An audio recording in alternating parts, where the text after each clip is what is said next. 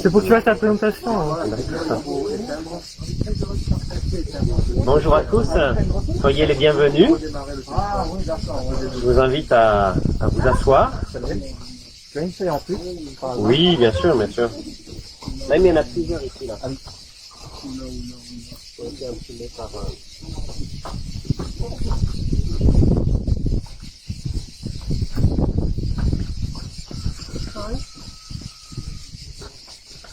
Quoi?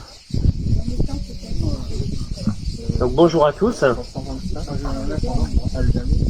Soyez tous les bienvenus au notre Seigneur Jésus-Christ. C'est bon Alain, tu as trouvé ta pause? C'est bon? Je cherche l'homme, moi, parce que comme à Marseille. Ah ben moi j'ai pas l'or moi, tu vois, donc c'est pas grave. Mais regarde, il y a des places si tu veux. Tu veux là ou là ou là. Tu peux bouger, hein. Non, mais elle ne faisait pas pour ça avec eux. Ah. Bon. Soyez tous les bienvenus à la présence de notre Seigneur Jésus-Christ. Nous voulons passer un temps particulier à louer le Seigneur, oui, nous voulons vraiment qu'il y ait un temps vraiment consacré à lui. C'est ce que nous désirons, c'est ce que nous voulons. Et je voulais vous lire un texte, la rencontre de Jésus avec Nicodème. Peut-être vous connaissez cette personne, Nicodème, qui est un chef religieux, qui vient trouver Jésus alors qu'il c'est déjà la nuit, en toute discrétion. Et voici ce que Jésus dit. Vraiment, je te l'assure, à moins de renaître d'en haut, personne ne peut voir le royaume de Dieu. Comment un homme peut-il naître une fois vieux? S'exclama Nicodème. Il ne peut tout de même pas retourner avant de sa mère pour renaître. Vraiment, je te l'assure, reprit Jésus, à moins de naître d'eau, c'est-à-dire d'esprit, personne ne peut entrer dans le royaume de Dieu. Ce qui naît d'une naissance naturelle, c'est la vie humaine naturelle. Ce qui naît de l'esprit est animé par l'esprit. Oui, c'est Dieu qui change notre vie à un moment, qui nous fait naître de nouveau, qui change nos affections, qui change notre horizon, qui change toute notre vie. Et nous pouvons aussi demander à Dieu ce matin qu'il vienne changer notre cœur, comme il a fait une fois pour toutes lors de notre nouvelle naissance. Nous pouvons demander à Dieu cela. Oui, Dieu, viens changer ma vision des choses. Oui, Dieu, viens changer mes affections. Dieu, viens, interviens. Et c'est ce que nous pouvons faire en chantant « Viens, Esprit de sainteté », je vous invite à vous lever pour dire, pour proclamer « Viens, Saint-Esprit, dans notre vie », pour intervenir, pour changer notre cœur, pour nous encourager, nous renouveler. Viens, Esprit de sainteté. Vous l'avez normalement sur vos feuilles.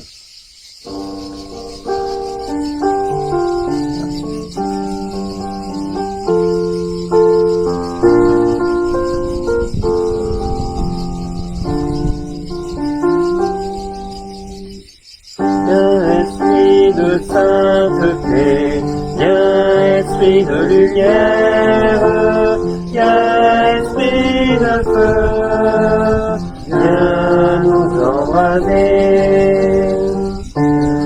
Esprit du Père, sois la lumière, fais jaillir des cieux ta splendeur de gloire. Viens, Esprit de sainteté, viens, Esprit de lumière, viens, Esprit de feu, viens nous embraser. Témoin véridique, tu nous entraînes à proclamer Christ est ressuscité. Viens, Esprit de sainteté, viens, Esprit de lumière, viens, Esprit de feu, viens nous embraser. Viens, onction céleste, tous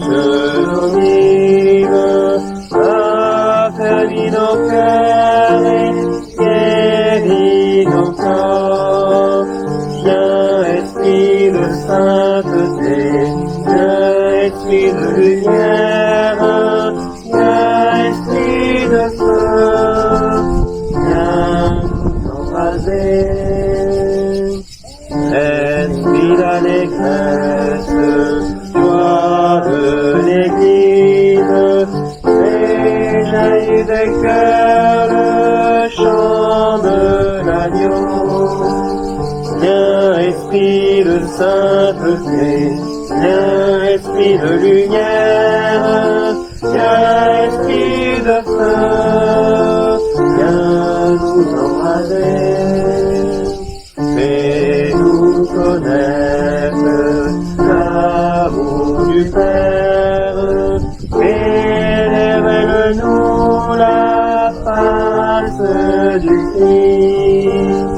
Viens esprit de sainteté, viens esprit de lumière, viens esprit de feu, viens nous embraser.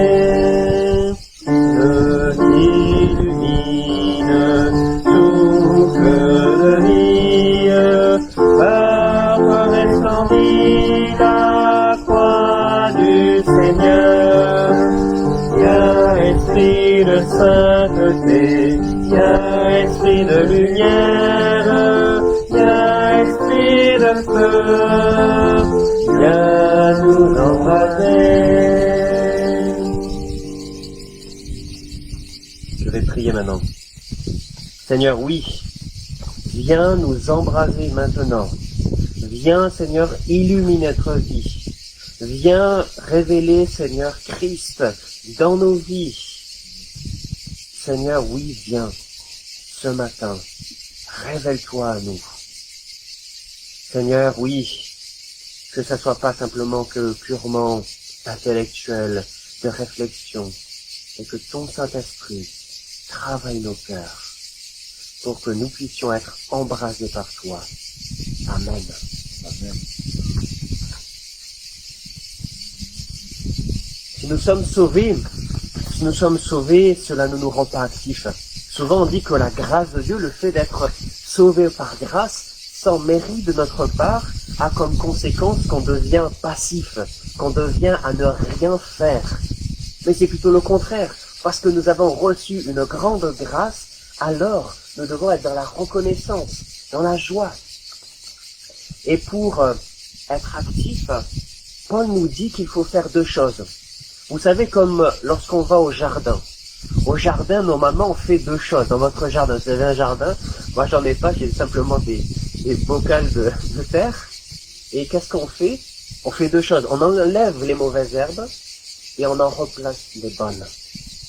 Voici ce que dit Paul concernant ces deux actions que nous devons faire dans notre vie.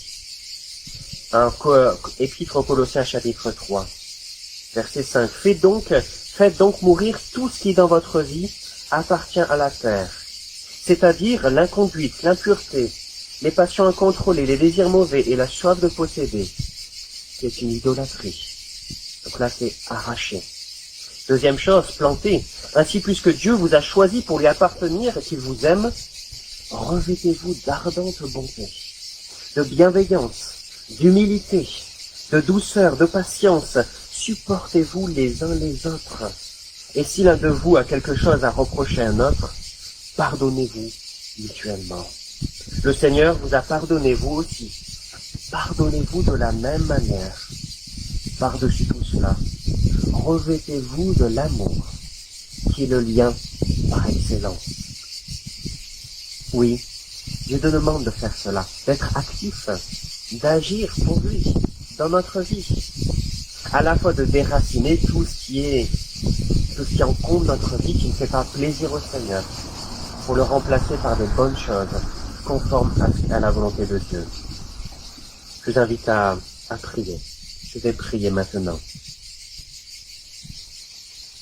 Seigneur, tu connais notre très grande facilité à laisser dans nos vies pousser des ronces et des orties.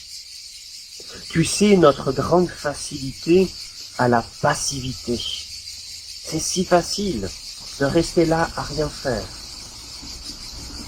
Seigneur, vraiment, je veux te prier de nous aider à enlever ces ronces, enlever toutes ces choses qui sont pas conformes à ta parole, mais aide-nous plutôt à nous revêtir de l'amour qui est le lien par excellence. Seigneur, oui, tu connais notre cœur. Aide-nous à enlever, aide-nous à nous revêtir de l'amour. Seigneur, nous savons que nous pouvons faire cela que par ton Saint-Esprit, que par ton action dans nos vies. Seigneur, viens à notre secours. Aide-nous. Aide-nous, Seigneur, à faire ces choses-là. Parce que nous savons que nous ne pouvons pas le faire seuls, mais que grâce à ton aide. Oui, béni sois-tu. Aide-nous à produire de bons fruits dans notre vie. Amen. Je vous invite à chanter « Si mon peuple s'humilie » pour continuer dans cet esprit de repentance, d'humilité.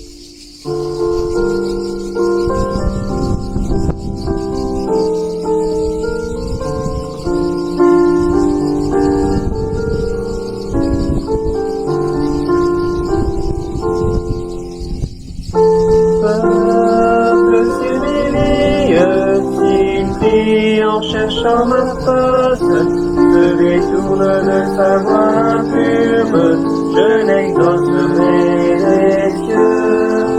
Si mon peuple s'humilie, s'il prie en cherchant ma face, se détourne de sa voie pure, son péché j'effacerai, son pays je guérirai.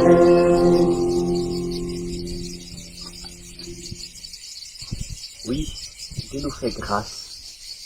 Dieu nous fait grâce par Jésus-Christ. L'évangile est comme, on pourrait dire, un pont entre nous et Dieu. C'était impossible de construire ce pont par nous-mêmes. Mais nous l'avons, cet évangile qui nous permet d'être réconciliés avec Dieu. Mais lorsque nous sommes de nouveau en relation avec Dieu, c'est pas la question maintenant de se dire je veux recréer mon petit pont à moi pour être en relation avec Dieu. Ce pont qui est l'évangile sera toujours ma relation avec le Seigneur. C'est pour ça que nous avons besoin, jour après jour, de nous rappeler de l'évangile, de nous le prêcher à nous-mêmes, pour toujours être centrés sur cet évangile. Voici ce que dit Paul concernant cette justification, quand s'annonce ce moment, nous avons déclaré juste par Dieu, en Jésus-Christ. Romains chapitre 3. Dieu déclare les hommes justes par la foi en Jésus-Christ. Cela s'applique à tous ceux qui croient, car il n'y a pas de différence entre les hommes. Tous ont péché, en effet, et sont privés de la glorieuse présence de Dieu. Et ils sont déclarés justes par sa grâce. C'est un don que Dieu leur fait par le moyen de la délivrance apportée par Jésus-Christ. C'est lui que Dieu a offert comme une victime destinée à expier le péché pour ceux qui croient en son sacrifice. Ce sacrifice montre la justice de Dieu qui a pu laisser impunis les péchés commis autrefois au temps de sa patience. Ce sacrifice montre aussi la justice de Dieu dans le temps présent, car il lui permet d'être juste tout en déclarant juste celui qui croit en Jésus. Amen. Amen. Je vous invite à chanter 3 chants, à faire monter à Dieu votre louange pour la grâce en Jésus. Nous allons chanter devant le trône, majesté et ô Jésus mon sauveur. Ces 3 chants, entre ces 3 chants, je vous invite à élever aussi votre voix pour la prière. Pas simplement que pour chanter, mais aussi prier. Et je vous invite à commencer en chantant devant le trône. Et sentez-vous libre de prier entre les chants.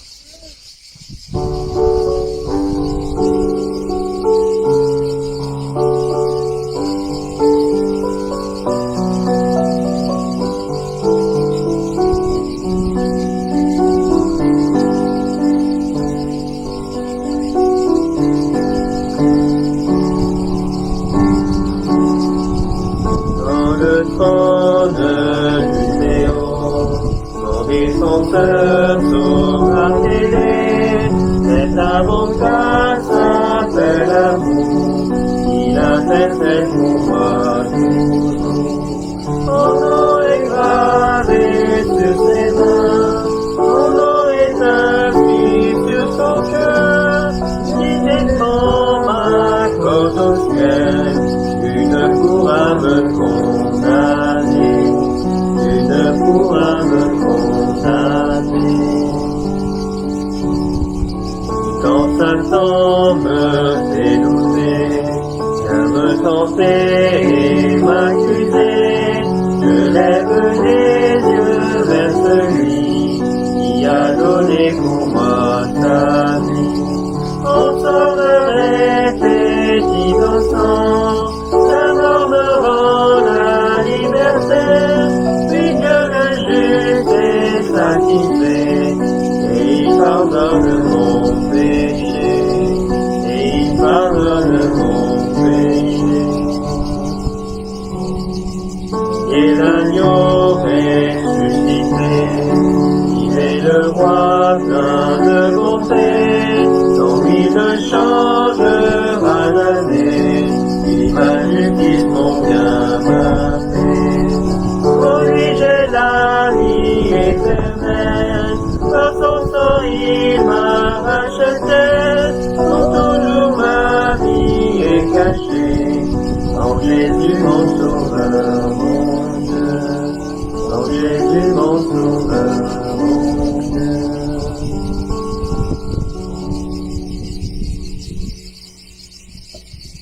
Seigneur, nous voulons vraiment te louer ce matin parce que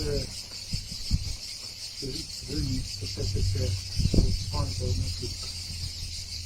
Merci parce que tu es venu comme l'agneau qui donne sa vie pour nous.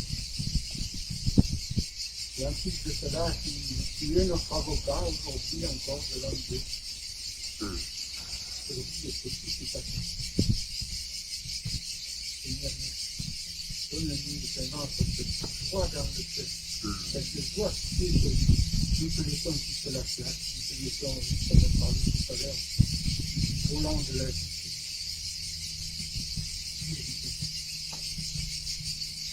On nous demande le Seigneur, comme tu te pour la gloire de Dieu, dans le nom de Jésus.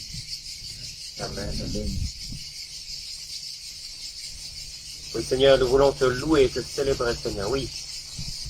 Parce que, Seigneur, tu nous as déclaré juste en Jésus-Christ.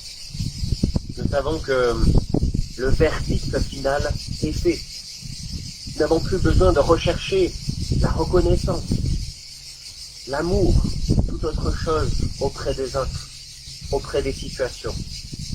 Nous savons, Seigneur, que tu as tout donné, que ton verdict est final. Merci, Seigneur, parce que cela nous remplit de force, d'encouragement.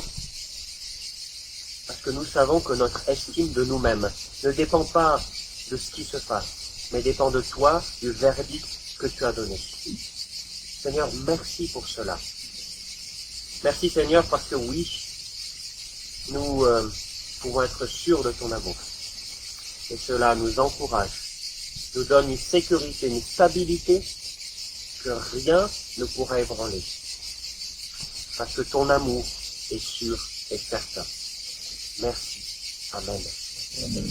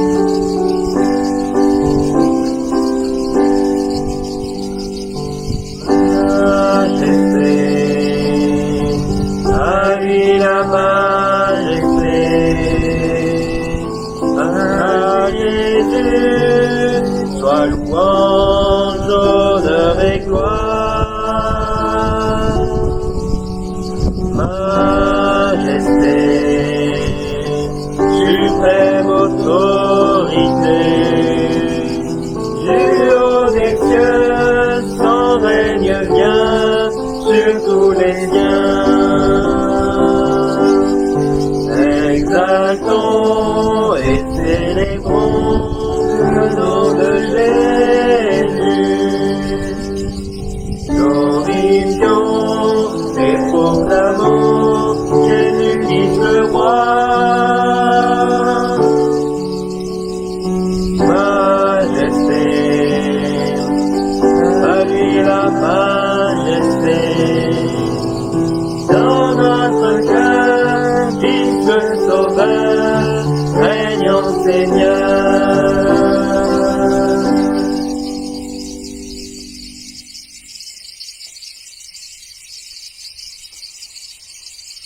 Oui, Seigneur Jésus, tu es le roi des rois, Seigneur.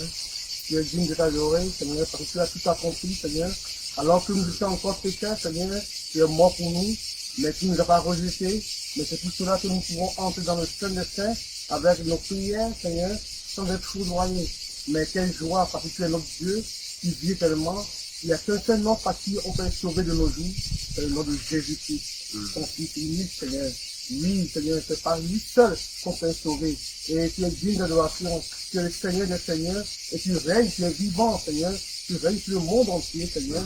Et vraiment, nous te remercions encore ce matin pour tout cela, au nom de Jésus. Amen. Amen. Le Seigneur, toi seul est digne de louange et de gloire. Toi, tu es tout puissant, tu es grand, tu as tout créé. Mais pourtant, tu as eu pitié de nous, tu as eu compassion de nous. Tu t'es sacrifié pour nos péchés. Et Seigneur, quelle preuve d'amour incroyable et quelle grâce et quel privilège on a de pouvoir te parler personnellement et te louer, te donner toute gloire, Seigneur. Merci, Seigneur, pour ce privilège. Au nom de Jésus, Amen. Amen.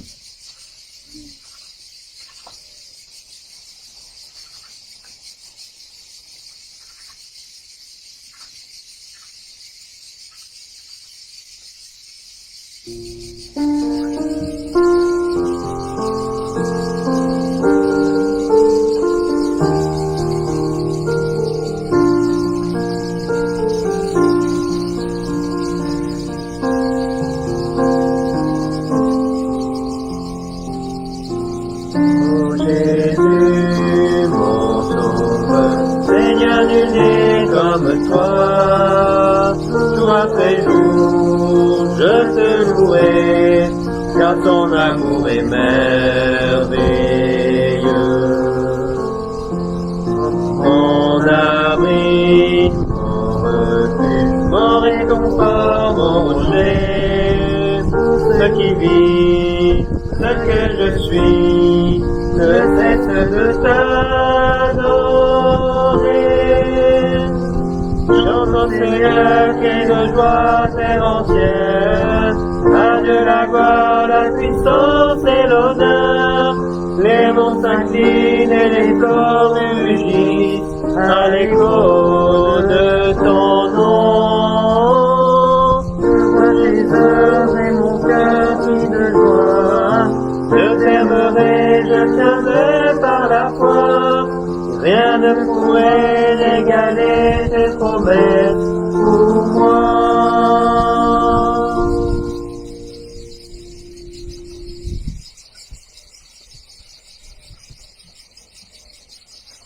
Oui, Seigneur, nous avons les yeux qui toi, Seigneur. Et vraiment, Seigneur, nous ne pouvons plus être vraiment otages de l'ennemi, mais au contraire, nous sommes libérés. Et vraiment, il n'y a plus de condamnation, Seigneur. Et nous voulons vraiment prendre ces promesses qui sont à nous. Et vraiment, Seigneur, nous avons les yeux maintenant fixés sur toi éternellement. Et c'est une joie vraiment de savoir que oui, Seigneur, il n'y a plus de condamnation. Et nous-mêmes, nous ne pouvons pas nous affliger cela. Mais Seigneur, nous sommes libres. Cette liberté qui est vraiment en Christ, et nous devons vraiment nous l'approprier chaque jour et à chaque temps, Seigneur. Rien ne peut nous séparer de toi. Et que ton nom soit loué encore au nom de Jésus. Amen. Amen.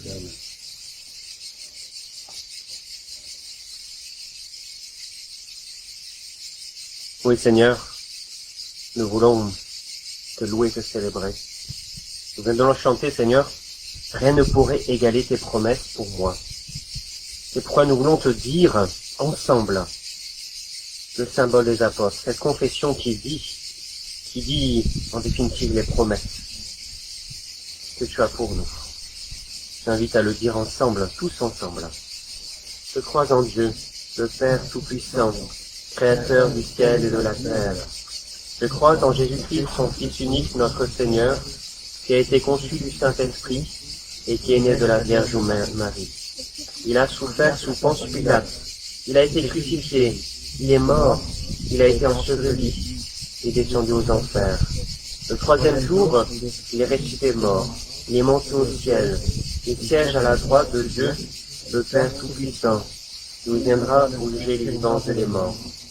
Je crois en un Esprit Saint, la Sainte Église universelle, la communion des saints, la rémission des péchés, la résurrection de la chair, et la vie éternelle. Amen. Oui, c'est ce que nous croyons. C'est l'encre de nos vies. Je vous invite à vous asseoir pour le temps d'offrande. Comme dans l'habitude, c'est la petite boîte à la sortie, sur la table, à l'arrière, pour glisser vos offrandes. Mais nous voulons, en tout cas, par cette offrande, dire merci. C'est un acte aussi d'adoration. C'est un acte aussi où on dit merci. On le dit par notre temps, par tout un tas de choses. Mais l'argent fait partie. Parce qu'en donnant, on reconnaît que ce que l'on a vient de Dieu. Je vous invite à prier. Seigneur, merci. Merci parce que tout ce que nous avons dans notre vie nous vient de toi. La vie, la santé, la famille, les amis et même l'argent, Seigneur. Nous voulons te remercier pour cela. Te remercier, Seigneur, parce que tu connais, Seigneur, notre cœur qui peut si facilement s'attacher à l'argent, aux choses matérielles. Aide-nous, Seigneur, que nous puissions maintenant, en toute tranquillité, en toute paix, donner une part de nos biens pour ça, tout cela pour ta gloire, pour que tu sois adoré, pour te dire notre joie, notre reconnaissance. Bénis cette offrande, Seigneur, qu'elle te rende gloire. Amen.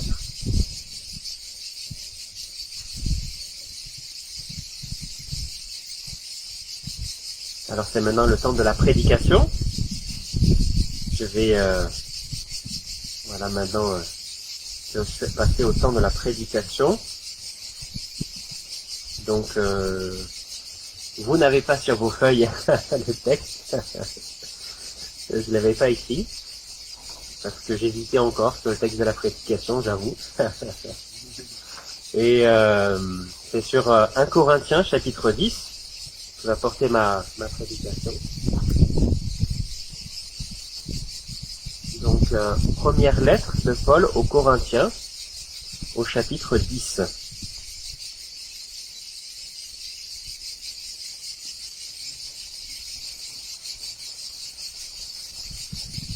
Alors, je vais vous lire tout particulièrement les versets 1 à 13. Mais je vais tout particulièrement me concentrer sur les 3 derniers versets de cette partie, de ce texte que je vais vous lire, les versets 11, 12 et 13. Mais je vais faire mention des versets 1 à 10 dans ma prédication, une fois que je vous l'ai dit.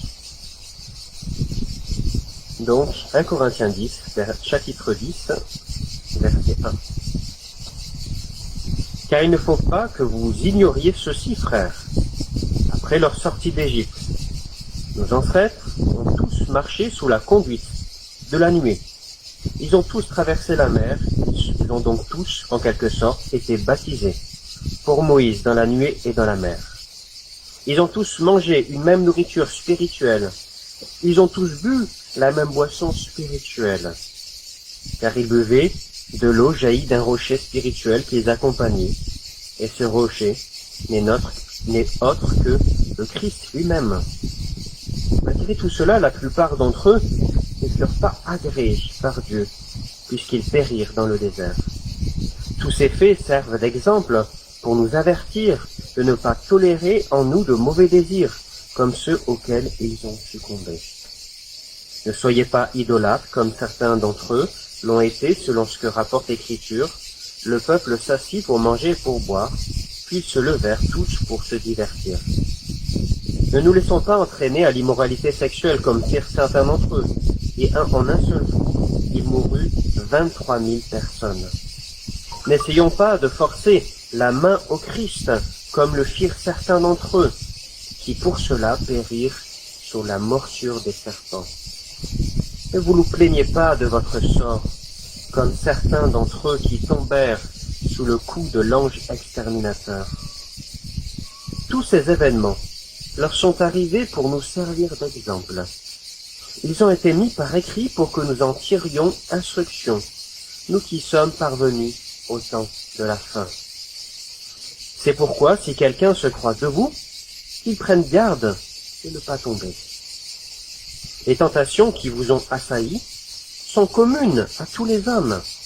D'ailleurs, Dieu est fidèle et il ne permettra pas que vous soyez tentés au-delà de vos forces. Au moment de la tentation, il préparera le moyen d'en sortir pour que vous puissiez y résister. Ici, c'est la lecture de la parole et je vous invite à prier. Seigneur, oui, nous croyons que ta parole est la vérité, que ta parole est vivante par le Saint-Esprit. Seigneur, bénis ce temps de méditation de ta parole, ce temps de prédication. Que ce temps soit à ta gloire, qu'il nous édifie chacun par ton Saint-Esprit. Travaille nos cœurs, je t'en prie. Travaille nos cœurs par ta parole et ton Saint-Esprit. Seigneur, nous avons chacun des besoins différents, chacun face à des problématiques différentes. C'est pour ça que je te demande, Seigneur, par ton Saint-Esprit, de parler à chacun de nos cœurs spécifiquement. Que nous puissions ressortir, encourager, renouveler, avancer, que nous puissions avancer dans chacun des domaines pour lesquels chacun nous devons avancer, nous devons faire des progrès. Seigneur, merci pour ton Saint-Esprit. Travaille dans nos cœurs par ta parole et ton Saint-Esprit. Amen.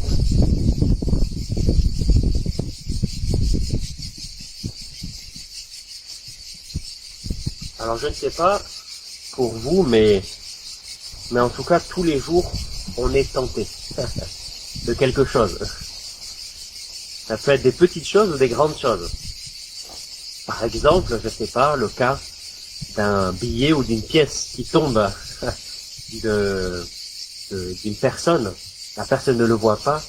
Qu'est-ce que je fais? Je laisse, je ne regarde pas. Je mets le main sur la pièce pour le reprendre. Qu'est-ce que je fais face, par exemple, à quelqu'un qui, dans mon travail, a donné trop d'argent? Est-ce que je lui rends ou est-ce que je le garde? Face à des... là c'est plutôt pour les hommes. Face à des images de femmes un peu dénudées, qu'est-ce que je fais? Est-ce que je reste dessus ou est-ce que je passe vite la page ou vite la page internet? Il y a tout un tas de tentations. Tout un tas de tentations qui nous assaillent tout le temps. Que faisons-nous face à elles? Heureusement, nous pouvons compter sur le Seigneur. Heureusement, Dieu œuvre jour après jour avec nous, pour nous, en nous. Parce que oui, c'est sûr que je ne sais pas si vous avez déjà essayé de manger tout ce que vous pouvez ingurgiter dans une semaine. Dans une semaine, vous savez, normalement on ingurgite 84 kilos de nourriture. C'est énorme, hein? On se dit non, c'est pas possible. 84 kilos aussi. Et ces 84 kilos dans une semaine, on se dit mais on va vite manger, on va vite dormir, on va vite faire toutes ces choses pour aller le plus rapidement possible. Et par exemple faire des choses qu'on aime bien. Mais c'est vrai que c'est un peu difficile. Heureusement, avec le Seigneur, c'est pas comme ça. Heureusement, Dieu nous encourage pas.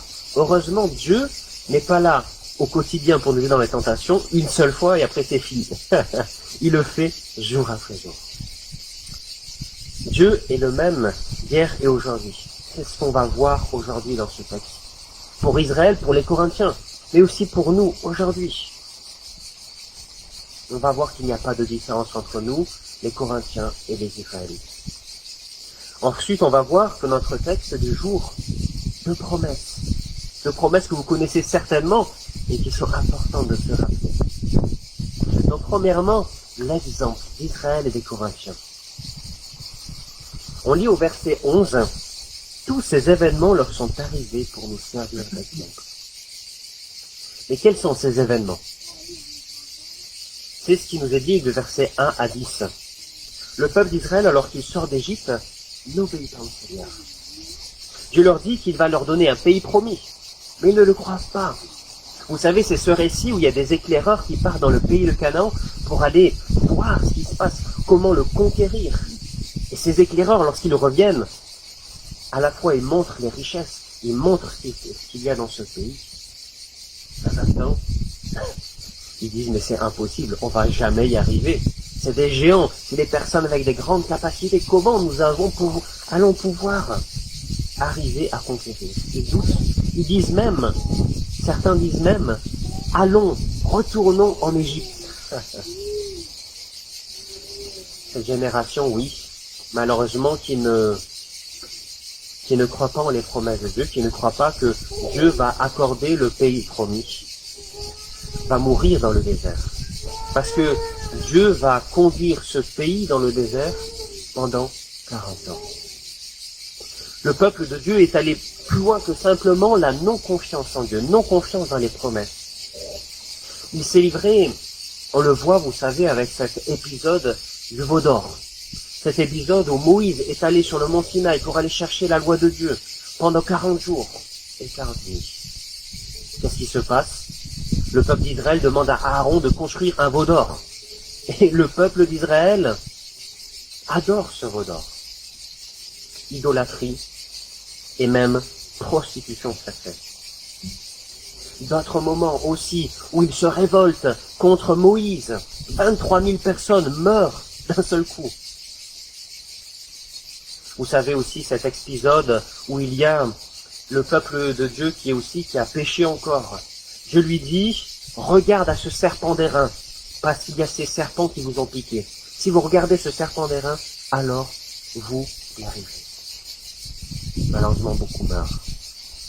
Et bien d'autres épisodes où malheureusement le peuple d'Israël n'a pas écouté, n'a pas fait confiance, a même été rebelle. On pourrait se dire, mais pourtant ce peuple d'Israël a vécu des grandes choses. La plus grande des choses, c'est l'ouverture de la mer Rouge en deux. C'est rien. Pourtant, c'est cette même génération qui va douter des promesses. Pourtant, Dieu ne va pas faire que cela. Couvrir la mer Rouge en deux. Il va donner l'écaille, la manne, l'eau. Tout cela était une action miraculeuse de Dieu. Dieu sauvait son peuple par cela, comme Christ nous sauve aujourd'hui. Ce qui est extraordinaire, c'est que eux ont vécu on appelle ça des théophanies, c'est-à-dire des moments où Dieu se révèle. On pense au moment, en fait, où Dieu était sur le mont Sinaï, où il y avait cette montagne qui tremblait, et tout le peuple était là, waouh, on veut plus s'approcher, on veut plus que Dieu se révèle complètement devant nous, on veut plus ça, on veut que ce soit Moïse qui soit notre médiateur. Dieu s'est révélé directement à son peuple. S'est révélé de façon directe avec plein de choses, l'eau, la manne, la nuée, les choses de feu, la colonne de feu pour guider son peuple. Pourtant, ils ont fait qu'à leur tête. Alors que nous n'avons pas vu Dieu. Et eux, pourtant, ils ont vu Dieu, ils ont fait qu'à leur tête. C'est étonnant. Pourquoi Paul parle de la vie d'Israël dans la sortie d'Égypte? Pourquoi Paul, en fait, il veut mettre en garde les Corinthiens contre un comportement similaire. Les Corinthiens ont aussi les mêmes tentations. Infidélité à Dieu, immoralité sexuelle, murmures entre eux. On se rappelle qu'il y a même chez les chrétiens corinthiens une personne qui couche avec sa belle-mère. On dit que même chez les non-chrétiens, ça n'existe pas des choses comme ça. Il dit aussi que pareillement, les croyants de l'église de Corinthe ont symboliquement vécu les mêmes choses que les premiers croyants. Ils ont été baptisés dans l'eau de la mer Rouge et la nuit. Ils ont mangé et bu le même aliment comme les chrétiens mangent ensemble le pain et le vin avec le repas du Seigneur. Et comme ils ont été sauvés de la mort par ce rocher dont est sortie l'eau, nous avons été sauvés par ce rocher que Jésus. Nous sommes sauvés par le sang qui a coulé de la croix. Les Corinthiens sont baignés dans une culture aussi faite d'idolâtrie. L'adoration de l'idole fait partie de la culture ambiante. Ça rythme les saisons, ça rythme les fêtes, ça rythme la vie culturelle, relationnelle, tout. Et les gens se disaient, je peux continuer comme avant, je peux faire comme avant. Paul leur dit, vous avez bien commencé votre vie avec le Seigneur, avec la Sainte Seine, avec le baptême. Attention, attention à ne pas s'éloigner de Dieu. Attention à ne pas croire que ce bon commencement est une assurance pour la fin, une assurance pour persévérer. Certains Corinthiens se pensaient assez forts pour que leur baptême, que la Sainte Seine, la pratique de la Sainte Seine régulière, soit une assurance, tout risque pour le fait de tomber spirituellement. C'est pourquoi au verset 11, Paul parle de l'exemple pour Israël. Leur histoire est un exemple pour nous de ce qu'il ne faut pas faire, pas ce qu'il faut faire. Et nous pourrions face à Israël et face aux Corinthiens nous dire nous sommes bien meilleurs qu'eux. Eux c'était l'Ancien Testament, nous c'est aujourd'hui, et nous sommes bien meilleurs qu'eux. Mais c'est faux. C'est faux.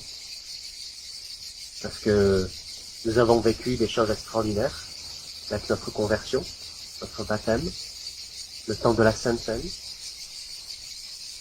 Mais nous pouvons être aussi tentés par le péché, comme la non-confiance en Dieu, les murmures, l'idolâtrie, le désir sexuel incontrôlé.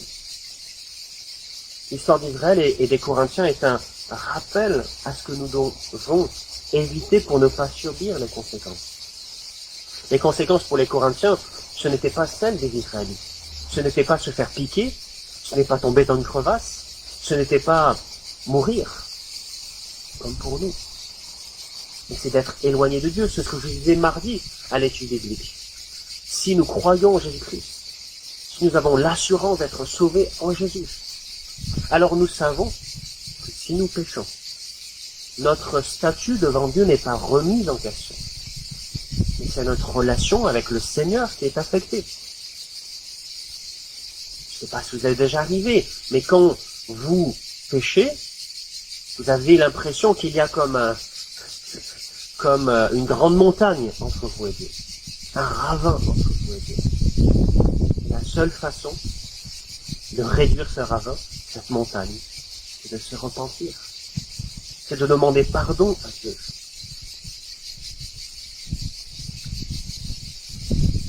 Dieu ne change pas. Nous sommes sauvés, mais c'est notre relation oui, qui change. Mais aussi, nous vivrons malheureusement aussi les conséquences de notre péché. Même si nous n'allons pas vivre les conséquences avec la mort et tout cela, nous allons vivre les conséquences relationnelles. Avec, par exemple, si j'ai trompé mon conjoint, je vais avoir des conséquences dans mon relationnel avec mon conjoint. Si, par exemple, si on fait telle ou telle chose, il y aura des conséquences, pas éternelles, mais ici, même. Ne pensez pas être meilleur qu'eux. Soyez fidèles à l'alliance avec le Seigneur. Obéissez à sa volonté. Ne pensez pas que votre participation au culte, la Sainte Seine, votre baptême, vous protégera de quoi que ce soit. Prenez au sérieux l'exemple du peuple d'Israël. Aujourd'hui, on peut de même, face à une personne qui a commis tel ou tel péché, nous dire aussi, je n'aurais jamais trompé mon conjoint. Je n'aurais jamais abandonné ma foi. Je n'aurais jamais douté dans telle ou telle circonstance. Moi, je n'aurais jamais fait ce qu'il a fait. Et comme le dit le verset 12, si quelqu'un se croit debout, il prenne garde de ne pas tomber. C'est au moment où nous pensons être debout et sûr que nous pouvons tomber. Parce que nous pensons au fait que si nous sommes debout, c'est par nos efforts, c'est parce que nous avons fait de venir au culte, la Sainte Seine, le baptême, parce que nous sommes de entre guillemets, bons chrétiens. Et c'est pas ça qui nous fait que nous sommes debout. C'est par la grâce de Dieu. C'est parce que Dieu nous a donné tout ce que nous sommes en Jésus. Oui, prenons garde de ne pas tomber. Et comptons sur la grâce de Dieu qui nous gardera droit. Une autre leçon que donne Paul ici aux Corinthiens, c'est ce que dit le début du verset 13. Les tentations qui vous ont assaillis sont communes à tous les hommes. Nous pouvons être tentés, ce que nous vivons n'est pas spécial à nous, car le peuple d'Israël a eu les mêmes tentations. Souvent dans notre expérience, on peut se dire, et c'est un mensonge diable, nous pouvons nous dire ce que je vis, le péché, la tentation, je suis le seul à le vivre. Personne ne peut me comprendre. Personne ne peut m'aider. Ça, c'est un mensonge du diable. Parce que Christ lui-même a été tenté en toutes choses. C'est ce que nous dit Hébreux, chapitre 4, verset 15. Car nous n'avons pas un souverain sacrificateur qui ne puisse compatir à nos faiblesses. Au contraire, il a été tenté comme nous en toutes choses, sans commettre de péché. Jésus a subi les pires souffrances, une grande pression, et pourtant il n'a pas péché. Christ est notre exemple et en même temps la source pour résister aux tentations. Donc c'est là une application très pratique pour nos vies. C'est que lorsque nous sommes face à des tentations qui sont récurrentes, il ne faut pas se dire c'est moi seul. C'est moi seul qui vis cela. Les autres, je vois qu'ils ont une vie parfaite parce qu'ils n'en parlent pas. Et c'est faux. C'est un mensonge de Satan pour nous isoler des autres et nous isoler du Seigneur. La seule façon, c'est d'aller avec confidentialité, mais en parler avec un frère ou une sœur et le partager pour être à deux, pour résister à la tentation. C'est la seule façon. Parce que nous savons que le péché, ça aime bien les ténèbres, ça aime bien le côté sombre. Tant qu'il n'est pas révélé au jour, il peut se répandre, vous savez, comme ces moisissures dans les maisons. Tant qu'il y a du sombre, tant qu'il y a la nuit, ces moisissures du péché grandissent dans notre vie. Nous avons besoin de le partager avec nos frères, avec nos sœurs, en confidentialité bien sûr. Il nous le faut. Sinon, nous allons laisser cette pourriture du péché se répandre en nous. Pour finir, Dieu donne deux promesses ici. Deux promesses extraordinaires que nous connaissons tous. Premièrement, au verset 13, il est dit, « D'ailleurs, Dieu est fidèle. Il ne permettra pas que vous soyez tentés au-delà de vos forces. » Les événements difficiles peuvent se passer dans nos vies. Nous avons plusieurs choix à faire face à cela. Soit nous continuons à garder confiance en Dieu, de nous dire que les promesses de Dieu vont s'accomplir. Soit nous essayons de nous débrouiller tout seuls. On va être par exemple, on nous fait du mal. Qu'est-ce que je fais? Si je ne fais pas confiance au Seigneur, je peux être tenté de me venger. Je vais tenter de lui rendre le mal qu'il m'a fait. Par contre, si je fais confiance à Dieu, alors je vais être dans la paix. Et je vais remettre plutôt cette difficulté, cette dureté à Dieu. Oui, c'est le cas pour l'injustice, et c'est aussi le cas pour, par exemple, on est célibataire, on voudrait avoir quelqu'un dans notre vie. Soit on fait confiance à Dieu, soit on se essaie de se débrouiller tout seul. Toujours, il y a cette tentation. Confiance ou non confiance. S'appuyer sur les promesses de Dieu ou ne pas s'appuyer sur les promesses de Dieu. Et c'est ça dans tous les domaines de notre vie. Ces tentations, comme le dit verset 13, ne sont pas une volonté. C'est pas Dieu qui a la volonté de nous tenter. Jacques nous le dit très bien, car Dieu ne peut être tenté par le mal et il ne tente lui-même personne. Il le permet. Il le permet. Et dans cette tentation, il dit que Dieu ne permettra pas qu'elle soit tellement grande et nous fasse succomber à la tentation.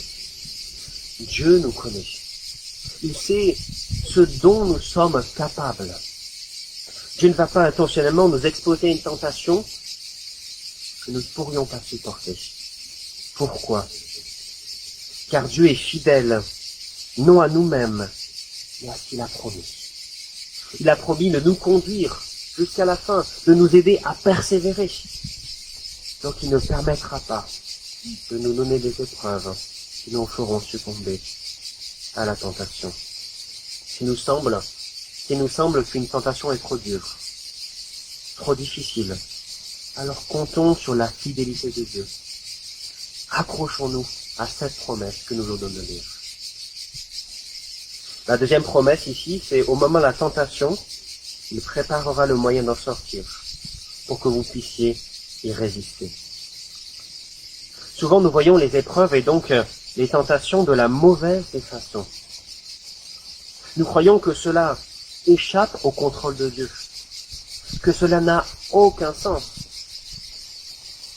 Mais Dieu les permet pour nous faire mûrir. Nous devons regarder les épreuves avec une vision complètement autre. Les difficultés, les épreuves, comme un moyen que Dieu nous donne pour nous faire grandir, pour nous faire plus persévérer, pour nous faire mûrir à sa ressemblance. C'est ça les épreuves. Ils n'ont pas aucun but.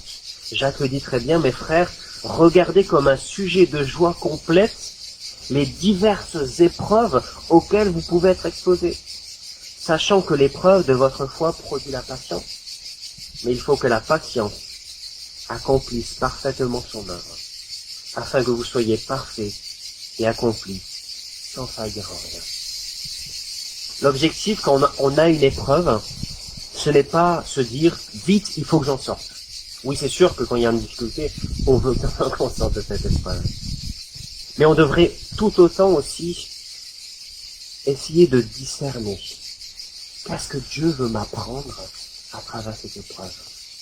Comment Dieu veut que, à travers cette épreuve, je lui ressemble plus à Jésus-Christ. Enfin, dans cette promesse nous dit que Dieu pourvoit pour la fin de cette épreuve. Dieu ne nous abandonne pas dans les épreuves de nous. Que Dieu nous aide dans les épreuves dans les tentations, à ne pas tomber dans l'orgueil et à résister par la grâce de Dieu. Regardons les exemples qui nous sont offerts dans la parole pour ne pas tomber de même dans la tentation. Regardons les exemples de foi autour de nous pour résister à la tentation. Enfin, dans l'épreuve, rappelons-nous que Dieu est fidèle et ne nous permettra pas d'être tentés au-delà de nos forces. Rappelons-nous que Dieu utilise les épreuves pour nous changer à sa ressemblance, pour sortir victorieux de cette épreuve et des prochaines. Que Dieu nous remplisse de son Saint-Esprit pour persévérer, malgré les tentations diverses auxquelles nous pouvons être confrontés. Amen.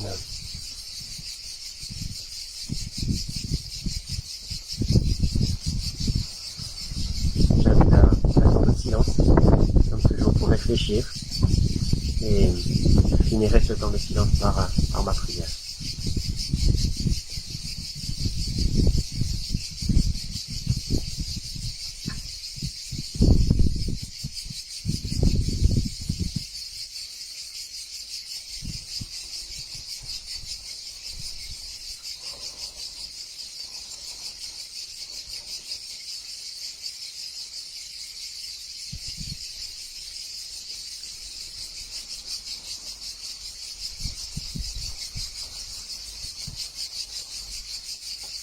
Seigneur, tu connais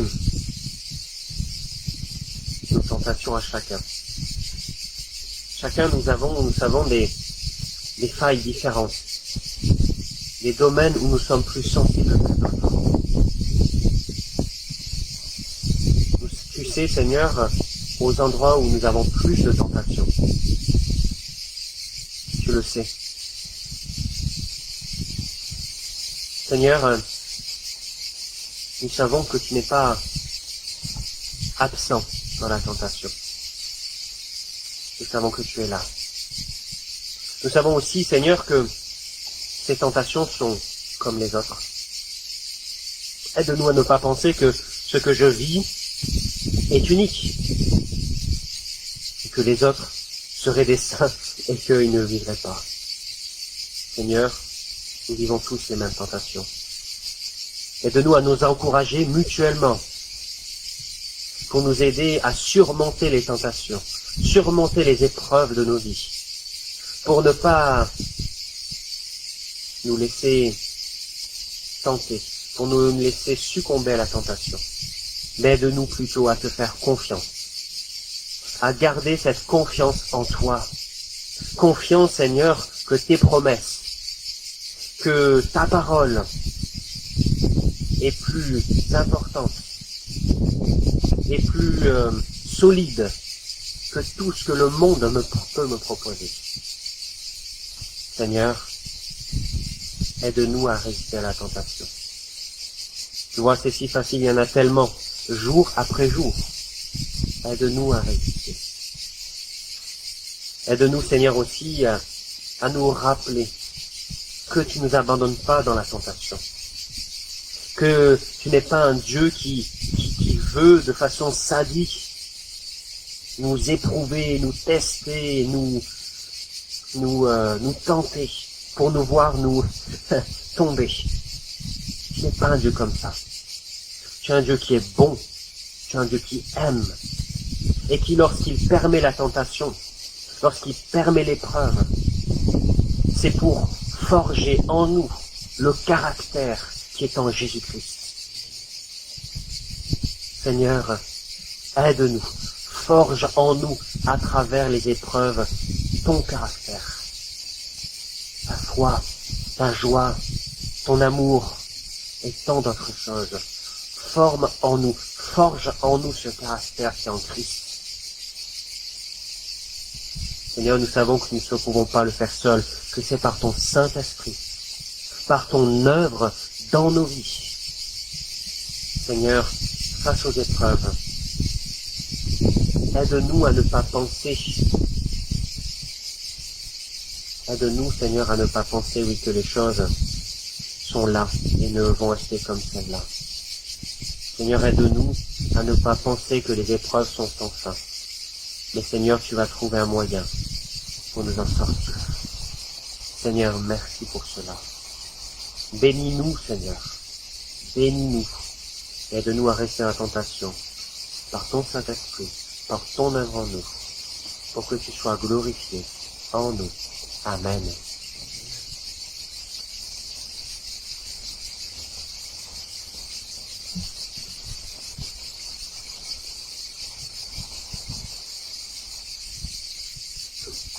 Alors c'est maintenant le temps du repas du Seigneur.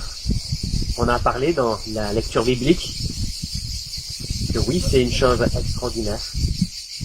Parce que c'est un moment où Dieu se révèle à nous. C'est un Dieu particulier, un signe de la grâce de Dieu. Et c'est ce que je vous invite à vivre maintenant. À vraiment saisir ce pain et ce vin que nous allons partager comme un signe de la grâce de Dieu. Comme un encouragement dans la tentation pour persévérer.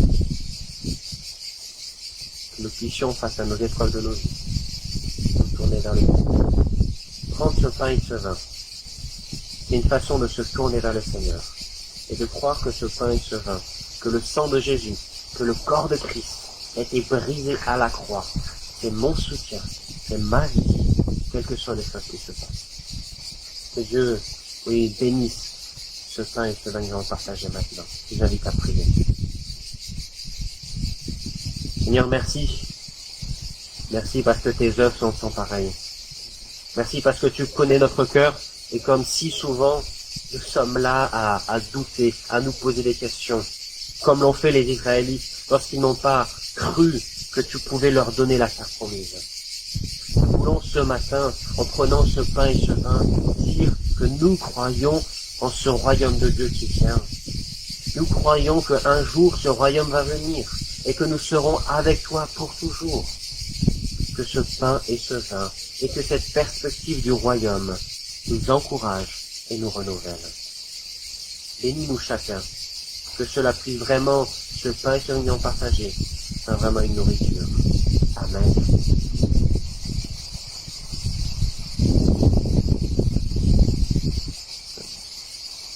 Je vais vous lire maintenant l'institution de la Sainte Seine, qui se trouve dans 1 Corinthiens, chapitre 11. Le Seigneur Jésus, dans la nuit où fut livré pour être mis à mort, prit du pain. Après avoir prononcé la prière de reconnaissance, il le rompit en disant, « Ceci est mon corps, il est pour vous. Faites ceci en mémoire de moi. » De même, après le repas, il prit la coupe et dit, « Cette coupe est la nouvelle alliance scellée en mon sang. Faites ceci toutes les fois que vous en boirez, en souvenir de moi. » Donc chaque fois que vous mangez de ce pain et que vous buvez de cette coupe, vous annoncez la mort du Seigneur, et ceci jusqu'à son retour. C'est pourquoi quiconque mangerait le pain ou boirait la coupe du Seigneur d'une manière indigne se rendrait coupable envers le corps du Seigneur. Que chacun donc s'examine sérieusement lui-même, et qu'alors il mange et boive de ce pain. Qu'il mange de ce pain et boive de cette coupe, excusez-moi. Car celui qui mange et boit sans discerner ce qu'est le corps, ce qu'on a lui-même, en mangeant et en buvant ainsi. C'est pour cette raison qu'il y a parmi vous tant de malades et d'infirmes, et qu'un certain nombre sont morts. Jusqu'ici, c'est la lecture de la parole de Dieu. Je vous invite à vous lever pour prendre cette leçon.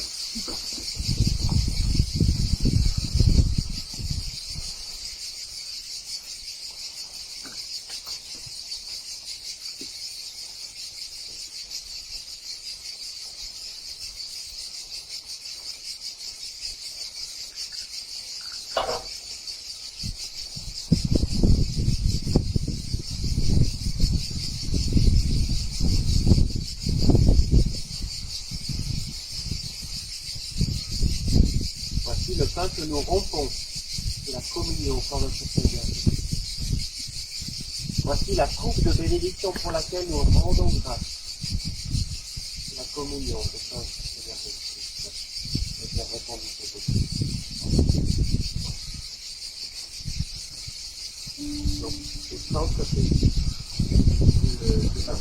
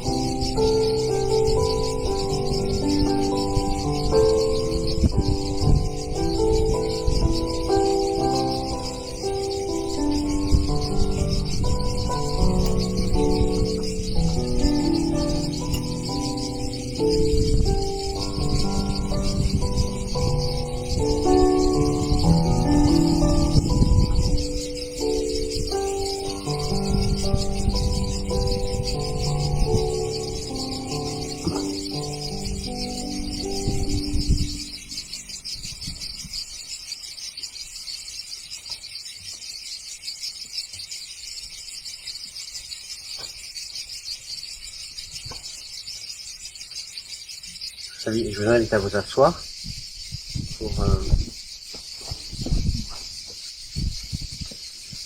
on va, si vous voulez, ouais, on va faire. Simplement, je vais dire quelques annonces qui sont sur vos feuilles normalement. Oui, donc vendredi prochain, donc cette semaine-là qui arrive, il n'y a pas d'études bibliques, comme c'est une fois tous les 2 semaines. Ce sera la prochaine étude biblique est le 11 août, mardi 11 août, sur le sujet de Dieu est-il écolo? Dieu est-il écolo? Quel est le plan de Dieu pour la création? C'est notre rapport avec la création. Voilà, donc c'est une explication intéressante parce que on n'est pas à la fois, on n'est pas simplement réconcilié avec Dieu ou avec les hommes, mais aussi avec la création. Et donc il y a vraiment une relation rétablie. Et donc voilà, donc c'est intéressant de voir comment le péché a impacté la création et comment nous en tant que chrétiens on peut avoir un autre regard sur la création que les personnes non chrétiennes.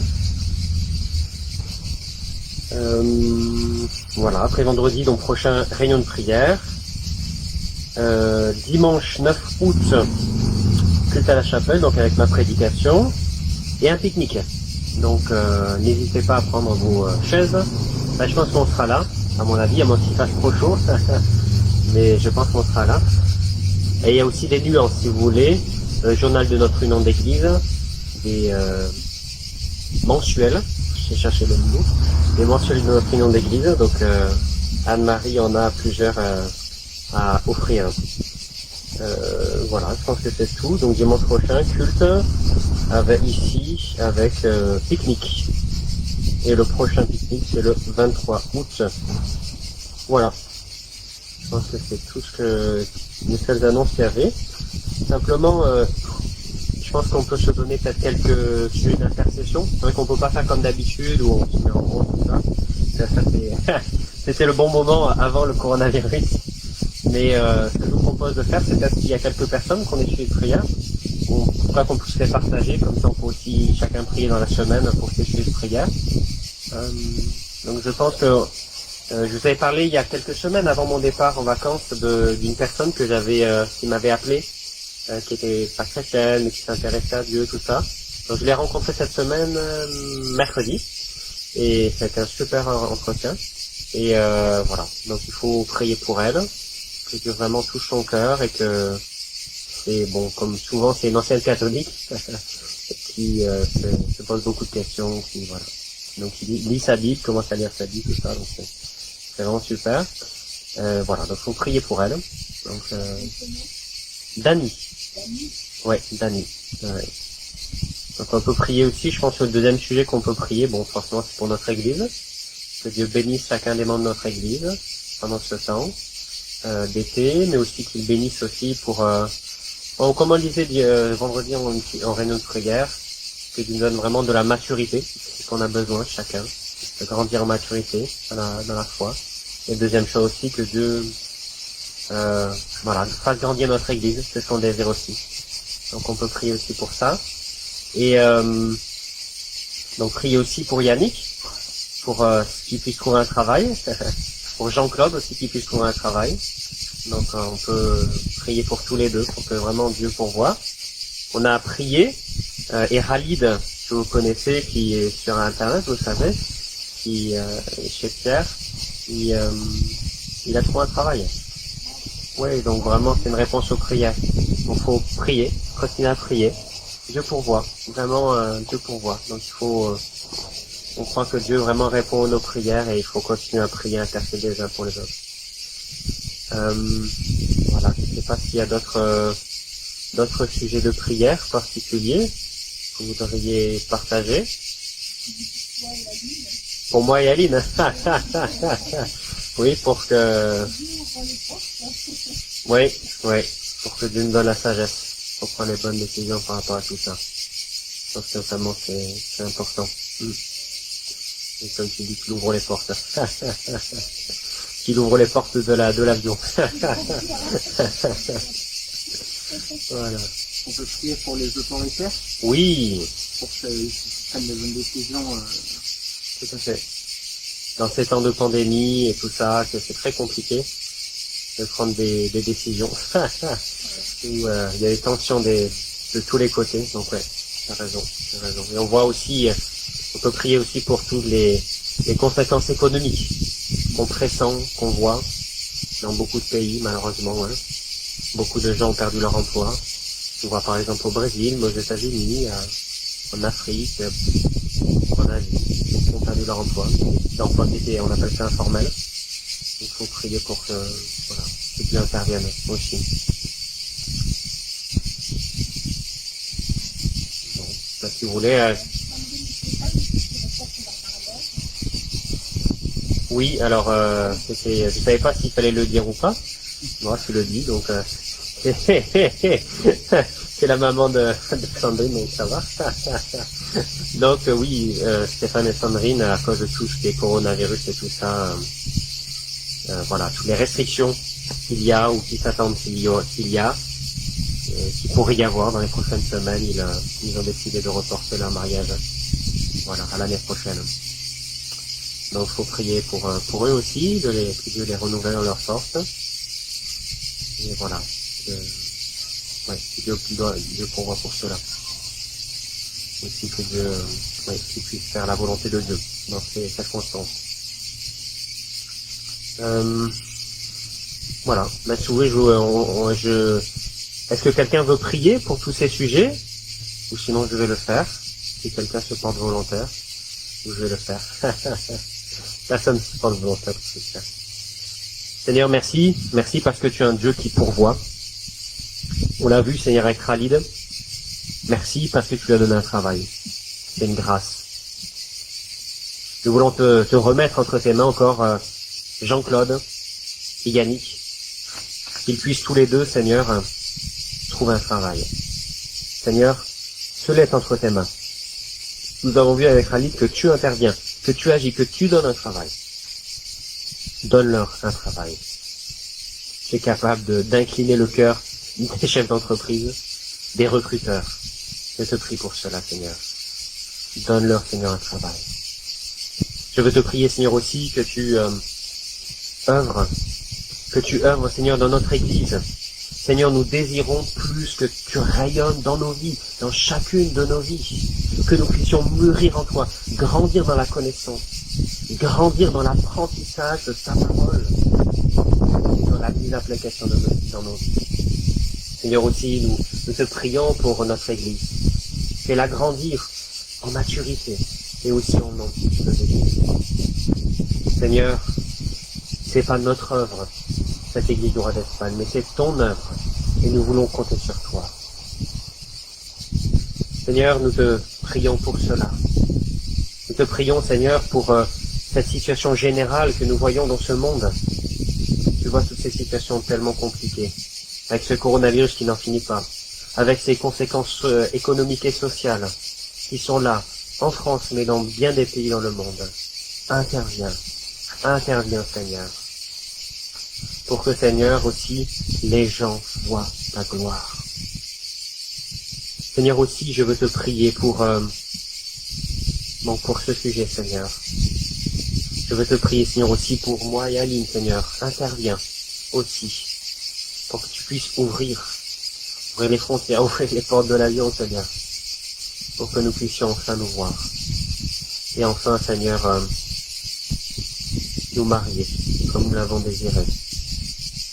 Seigneur, que ta volonté se fasse dans nos vies, que ta volonté se fasse dans notre Église et dans ce monde. Oui, je te prie cela dans le nom de ton Fils Christ. Amen.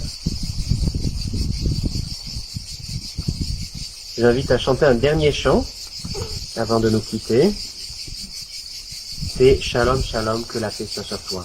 Oui, c'est ce que nous voulons dire, pas au ciel, bien sûr, à Dieu, et aux frères, à la sœur qui est à côté de moi, à gauche, à droite. Oui, que la paix de Dieu soit sur toi.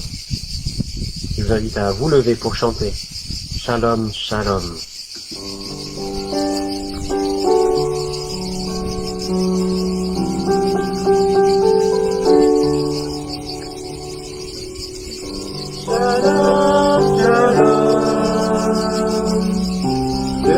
paix soit sur toi. Shalom, shalom, et l'amour sous ton toit, que le pain quotidien, le travail de tes mains, aujourd'hui et demain, sois béni du Seigneur. Shalom, shalom, que la paix soit sur toi. Shalom, shalom, et l'amour sous ton toit, que le pain quotidien, le travail de tes mains, aujourd'hui et demain, sois béni du Seigneur. Sois béni du Seigneur. Amen. Oui, que la paix soit sur chacun d'entre vous. Que Dieu vous donne une semaine dans la paix de notre Seigneur. Que Dieu vous bénisse abondamment. Oui, que le Seigneur vous donne cette paix extraordinaire qui surpasse toute intelligence pendant cette semaine, pour aujourd'hui et à jamais. Amen. Que Dieu vous bénisse. Bon dimanche à vous. Et à vendredi pour l'étude biblique, pour la réunion de prière. À vendredi pour la réunion de prière. Vendredi. Ah oui, jeudi aussi, notre rendez-vous.